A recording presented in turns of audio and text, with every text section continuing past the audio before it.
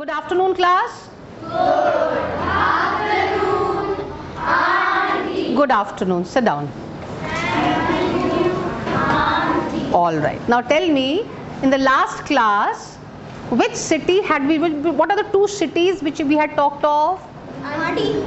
Yes. Auntie, Mohenjo-daro and Harappa. All right. What civilization were we talking? Very good. Very good. What civilization were we talking of? Indus Valley Civilization. Why is it called Indus Valley Civilization? Yes, the girl over there.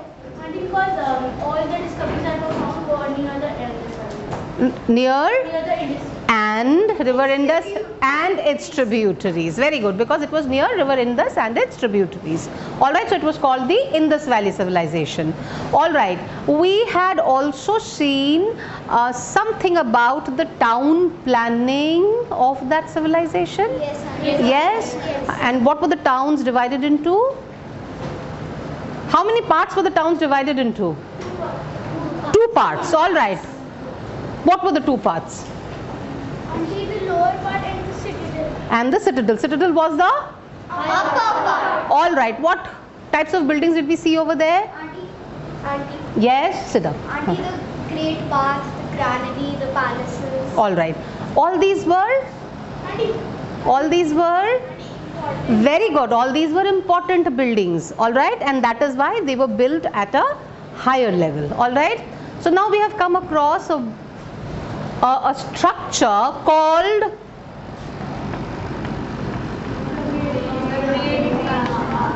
why do you think it was named as the Great Bath? Why do you think archaeologists and historians are calling it the Great Bath?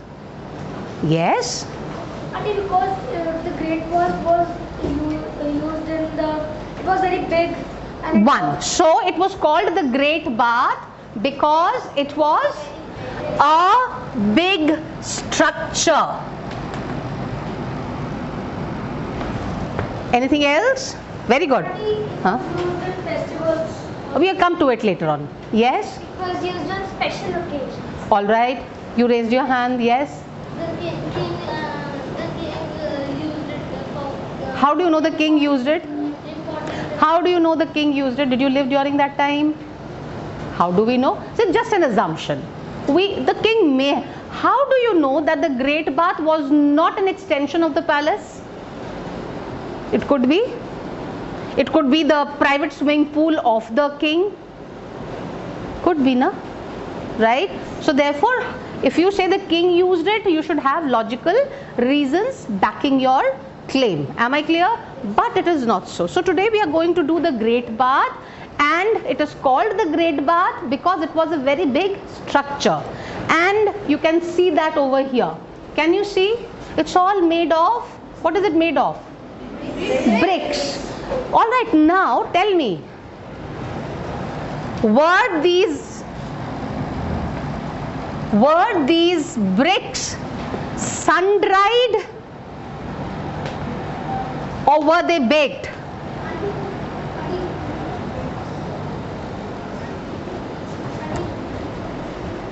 Tell me from here, tell me, do you know what sun-dried bricks are? Yes. What are sun-dried bricks? Yes? When they give shape to the mud to make bricks, they dry it in the sun. In the sun only. All right. And when I say baked, they actually put it in a furnace, bake it for a certain period. What is the color it turns into? After baking, what does it turn into? Red. Now tell me, what do you think? It's which type of bricks is it made up of? Sun-dried. Is it? But this is red in color. It is baked. This is red in color. This is the reflection of the sun. So you are thinking it is sun-dried. But look at this shade. This shade is red in color. So possibly the bricks were baked. Am I clear? All right. So he had already mentioned that this was, what was the purpose of this Great Bath? What was the purpose of this Great Bath? It was used during festivals. Very good. Special. All right. On special occasions. It was used during special occasions. What was a special occasion? What could be the special occasion? What could be the special occasion? Yes? Their festivals. Like festivals. All right. What else? Yes? We are not sure about it. Kid's birthday or Maybe. Maybe. All right. Now, was it private? Was this structure? Maybe. We don't know. Now, was this structure private or was it public? Was it private or was it public? Private. Who? How many of you think it is private? Why do you think it is private?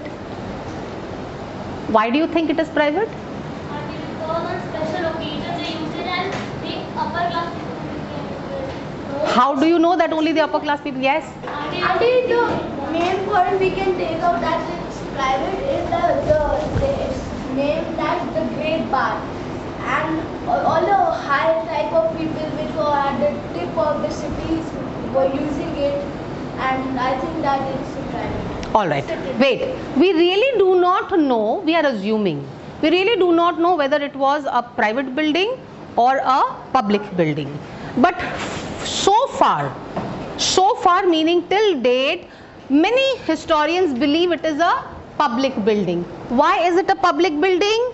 Is because the Great Bath, if you see this layout of the Great Bath, right, you will find that there are many rooms on the sides.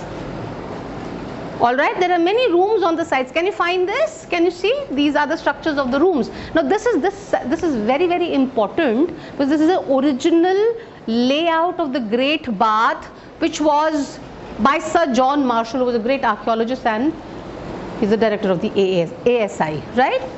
So, and it's in the London Museum, right? So therefore this layout, you can understand that it may have, there are rooms on, why were the rooms there? What was the purpose of the rooms?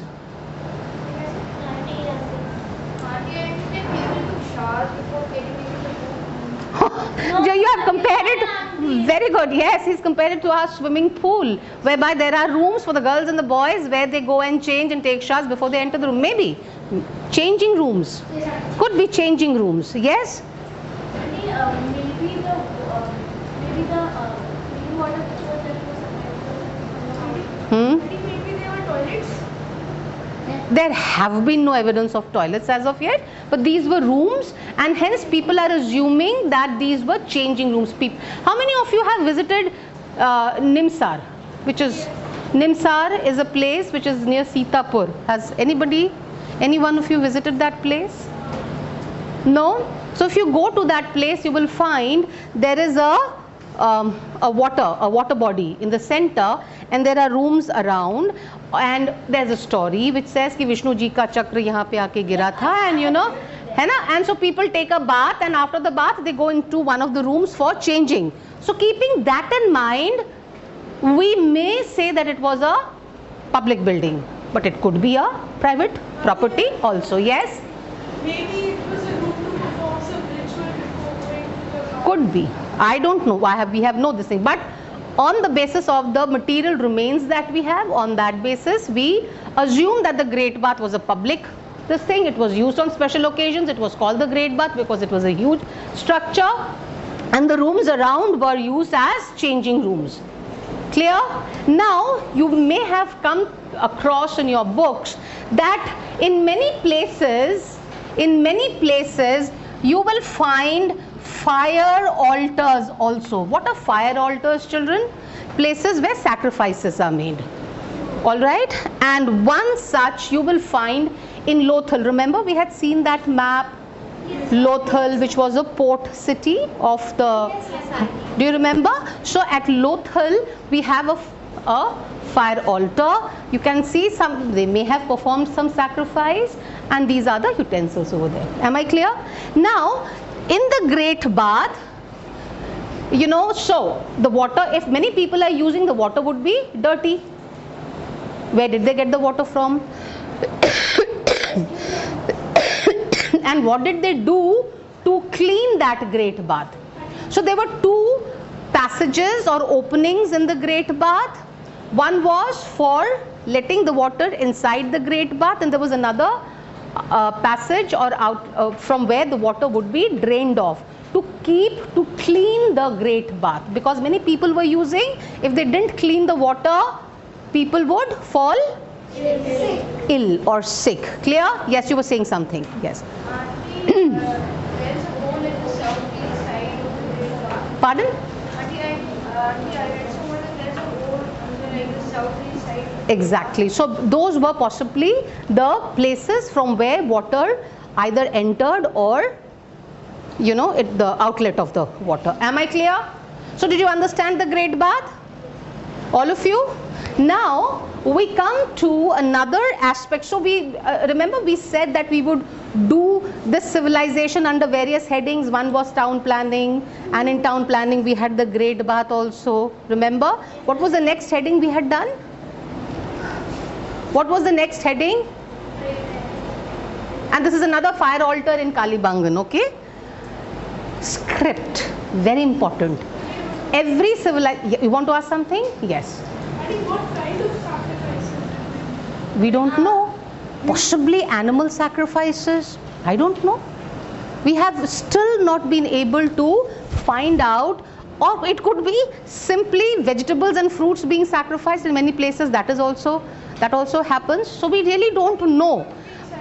Over here, if we see the elaborate fire altars that we have seen, right, it seems that they were animal sacrifices. Now which animal they sacrificed, we really do not know. Am I clear? But in our tradition, even now, there are cows which are sacrificed, there are goats which are sacrificed, there are buffaloes which are sacrificed. Huh? Chickens are all right. Chickens are sacrificed. Yeah. All right. Okay. So possibly they sacrificed these. All right. Look at the elaborate fire altars that way. So now we come to the next one, and that is called the script. Does it make any? It did make sense to the Indus Valley people, but to you and to me, does it make any sense?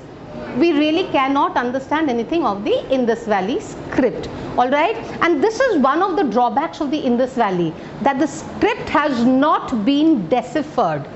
It has not been deciphered. What do you mean by decipher? Yes? Decoded. Very good.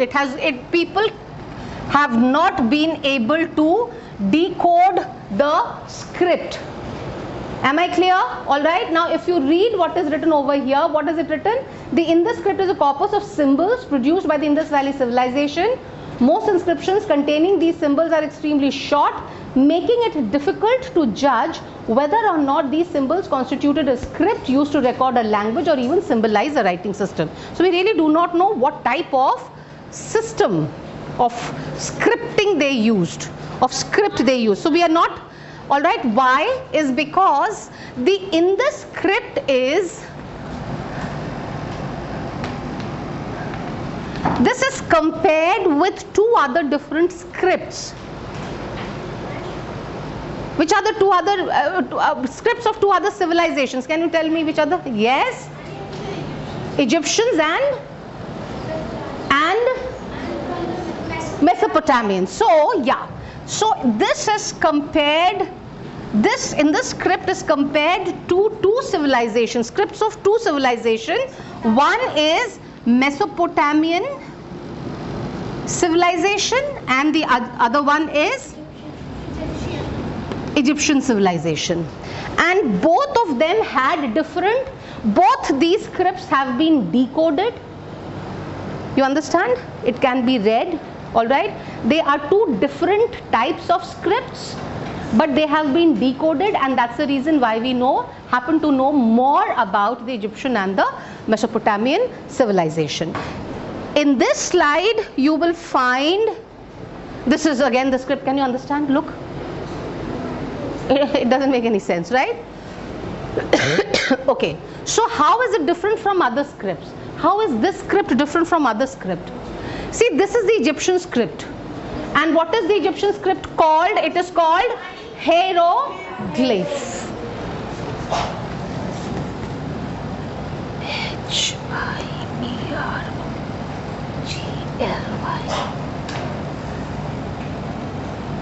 Alright, now what does this mean? Hieroglyph? Based on a certain, yeah, alright, yeah. Drawings which tell us something. Yeah, drawings which tell us something. And these drawings are more on the sounds that are created, alright. So again, people who know, can read out, will know how to read and decipher this, but I don't know, right? And this is the Mesopotamian, this is called, the Mesopotamians had pictographic skill.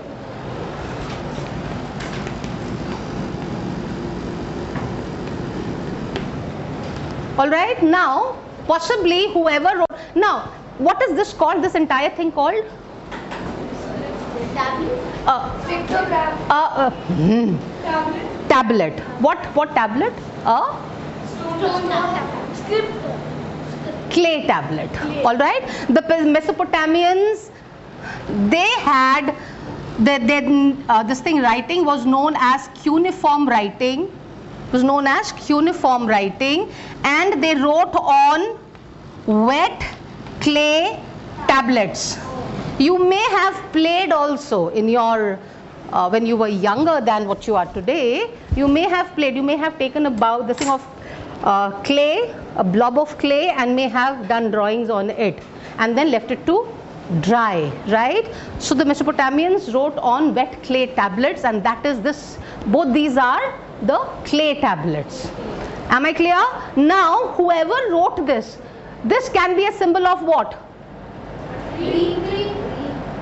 Tree? Coconut tree. Coconut tree? I don't know. Maybe wheat. Maybe wheat. What could this be? A boat and Or a fish. This could be a bow and so I really do not see, every one of us are actually deciphering it differently, because this symbolizes something else. So this only the person who has written will know, or if you know how to read, yes, or but if you know how to read, then you can decipher it. Alright, now the question is, why is the Indus script compared with these two civilizations? Why? Is because these were contemporaries of Indus Valley Civilization. What do you mean by contemporaries?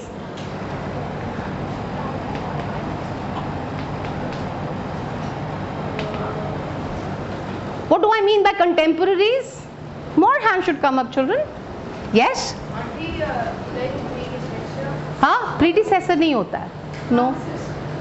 And counterparts. Very good. All right. Contemporaries are actually counterparts. So Mesopotamia and Egypt, they were counterparts of Indus Valley people, and Indus Valley had extensive trade relations with Mesopotamia and Egypt.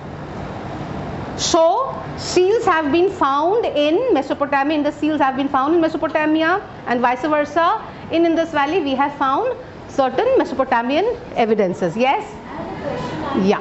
That if the Mesopotamian civilization and Egyptian civilization were trading in different civilizations, would they have used the other languages in their writing, in their script? Meaning?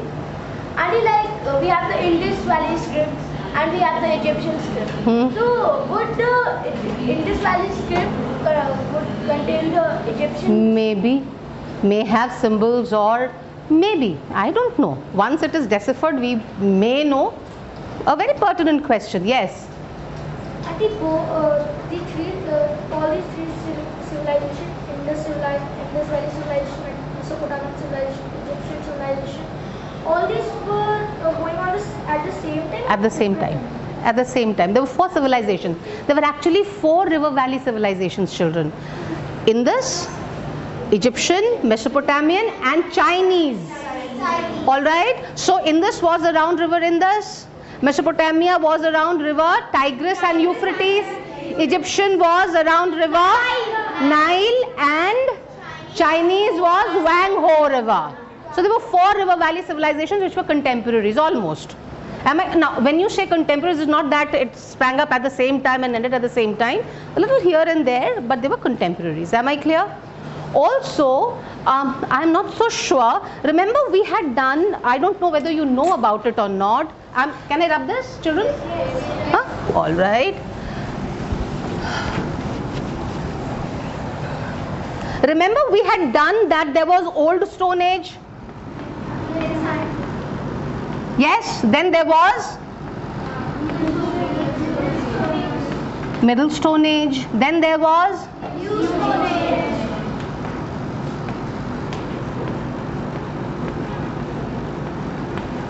and then after this what? The birth of the more early Valley. After this what's age? Civilizations what age? So we have, very good. We have the Chalcolithic age, then we have the Copper and Bronze age, and then we have the Iron age. Am I clear? Now why is this called a Chalcolithic age? Because both stones and metals were used for making what? Tools. Am I clear? So Indus Valley actually falls in these two stages. It's a transition from, am I clear? Yes, sir. Did you understand? All right. So you will find copper stones also around. Okay. So so far for the script. And now, if you can read this, you will find here. Where did I leave the pointer? Here. You will see that pictographs and halographs seem very similar, but pictographs are a form of picture writing. The art that you make is actually a pictograph. You are given a topic, right, and you make something, that's a pictograph. All right, whereas over here halographs can represent, what is it? It's gone down, I don't know why. Anyway, it represents sounds. Am I clear? All right. And Indus Valley does not fall either in the form, in the place of pictograph or the Egyptian script, hieroglyph. Clear? All right.